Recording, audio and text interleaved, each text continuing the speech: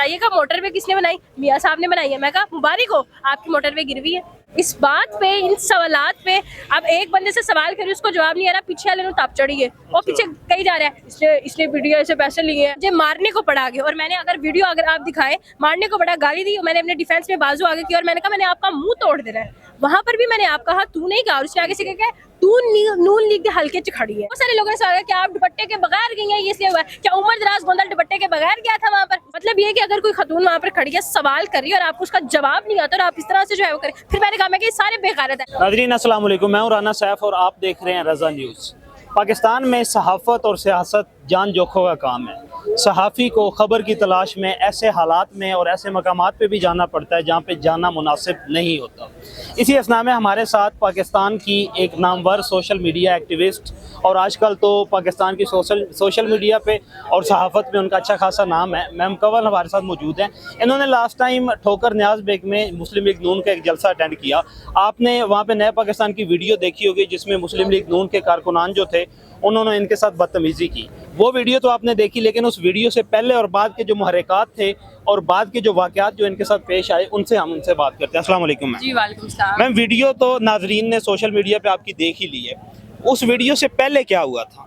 उस वीडियो से पहले क्या हुआ था? उस वीडियो से पहले मैंने एक इंटरव्यू किया था, वो उमर दराज गोंदल साहब का इंटरव्यू था जो ABN के ब्यूरो चीफ हैं, और उनके साथ जो है वो हाथापाई की गई थी। उनका मुस्लिम लीग नून की तरफ से? जी, मुस्लिम लीग नून की तरफ से उनके साथ हाथापाई की गई कि जब वो सवाल कर रहे थे नून लीगियों से कि जी आप वोट किसको देंगे, बच्चे ने कह दिया पाकिस्तान तहरीक इंसाफ को वोट दूंगा। उस जलसे में मौजूद जो बच्चा था? जी बिल्कुल, उस जलसे में जो मौजूद बच्चा था, और उसमें उस पर जो है वो उनको यरगमाल बनाया गया और उनसे उस बच्चे को या बच्चे को नहीं, ब्यूरो चीफ जो है वो ABN के उमर दराज गोंदल साहब को यरगमाल बनाया गया और उनसे मोबाइल छीन लिया गया और कहा गया कि जी पासवर्ड बताओ, और मोबाइल नहीं वापस दिया गया। ये कहा गया कि ये सैफुल मलोक साहब आपको जो है वो मोबाइल वापस करेंगे। वहाँ पर उनका कोई जानने वाला था, सहाफ़ी का कोई वालिद साहब थे, उनके जानने वाले, उमर दराज गोंदल के जानने वाले थे। उन्होंने इस मामले को थोड़ा सुलझाया। जब मैंने उनको देखा तो बड़ी पैनिक सी सिचुएशन में थे।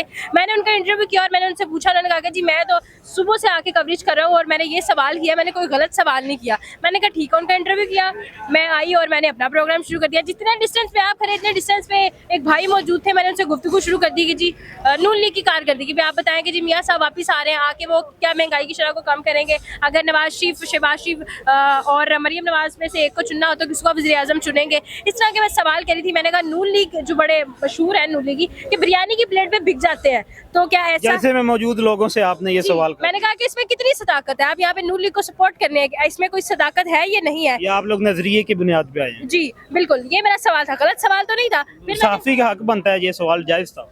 हर सहाफ़ी का हक है, जो भी इस फील्ड में स्टेप इन कर गया उसका हक है, और यही सवाल बनते हैं। मैंने इतने अरसा ज़मान पाक में कवरेज की, PTI की कवरेज की, पीपल्स पार्टी की कवरेज की, और इसी के साथ जो इस्लामी पार्टी है हमारी उसकी भी मैंने कवरेज की है। सेम सवाल आपने जिस तरह आपने मुस्लिम लीग नून से किया, तहरीक इंसाफ से, पीपल्स पार्टी सबसे करती है? मैं सबसे करती हूँ। सहाफ़ी होता है न्यूट्रल है। अगर आप ये सवाल ही नहीं करेंगे तो आप सहाफ़ी किस चीज़ के हैं? अगर आप ये सवाल नहीं करते तो आप इस फील्ड से रिलेट, सहाफ़ी का लफ्ज़ भी आप निकाल दें। अगर आप ये सवाल नहीं करते तो आप वहाँ पर जलसे में गाँव को कवर क्या करने के लिए गए? सवाल बनता है।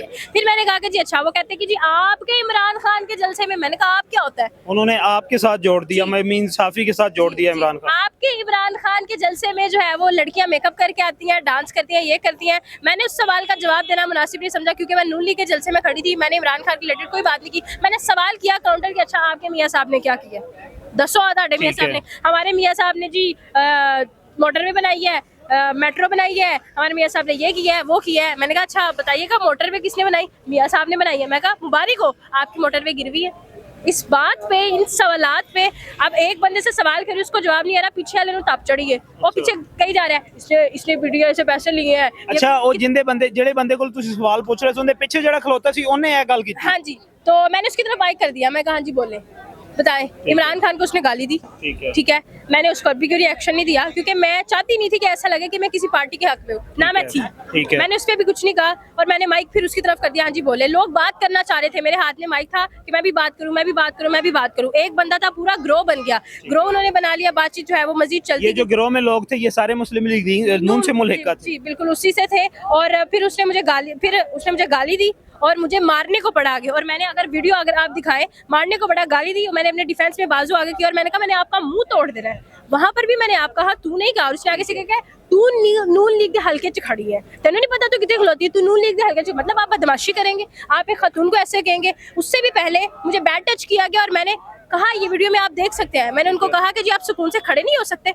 ठीक है। मतलब ये कि अगर कोई खातून वहाँ पर खड़ी है, सवाल कर रही है और आपको उसका जवाब नहीं आता और आप इस तरह से जो है वो करें। फिर मैंने कहा मैं कि सारे बेगैरत है, किसी एक में गैरत नहीं है कि कहेगी जी बहन बेटी को बचाओ, इन सबको पीछे करो। मैं आगे बढ़ी हूँ, मैंने कैमरे को बंद करना चाहा, मैं जैसे ही आगे आई वो पूरा ग्रो मेरे पीछे चलना शुरू हो गया। तरबियत का फुकदान आपको वहाँ पे अच्छा खासा महसूस हुआ सियासी कारकुनों में, क्योंकि सियासी कारकुन जो होते हैं वो नजरियात से इख्तलाफ को वो जो है वो एक्सेप्ट करते हैं, कबूल करते हैं। मेरी बात सुने, मैं यहाँ पर एक बात कहना चाहूंगी, इख्तलाफ आपका हक है, दो राय आपका हक है, लेकिन बदतमीजी गलम गलोच वो आपका हरगिज़ हक नहीं है। ख्वाह वो दुपट्टे के साथ खड़ी है खातून, ख्वाह वो नंगी खातून खड़ी है। जहाँ पर बहुत सारे लोगों ने सवाल किया आप दुपट्टे के बगैर गई हैं, ये इसलिए हुआ है क्या उमर दराज गोंदल दुपट्टे के बगैर गया था वहाँ पर, उसको भी आप जाकर ये कि तूने दुपट्टा नहीं लिया था इसलिए तेरे साथ, वहाँ पर भी आप जेंडर की डिस्कशन। ये भी सवाल तो किया जा सकता है कि जलसे में मौजूद बाकी खवातीन जो हैं क्या सब ने दुपट्टे किए हुए? नवाज साहिबा जो है वो बगैर मेकअप की आती हैं क्या? बाकी वो जब खवातीन आती हैं वो बगैर मेकअप की आती हैं? वहाँ पर मैंने ये डिस्कस भी किया, क्योंकि मैंने कहा कि यार फिर एक और सवाल उठाते हैं, आपने अनपढ़ लोगों से सवाल पूछा, वहाँ पे पढ़ा लिखा था कौन सहाफियों के अलावा?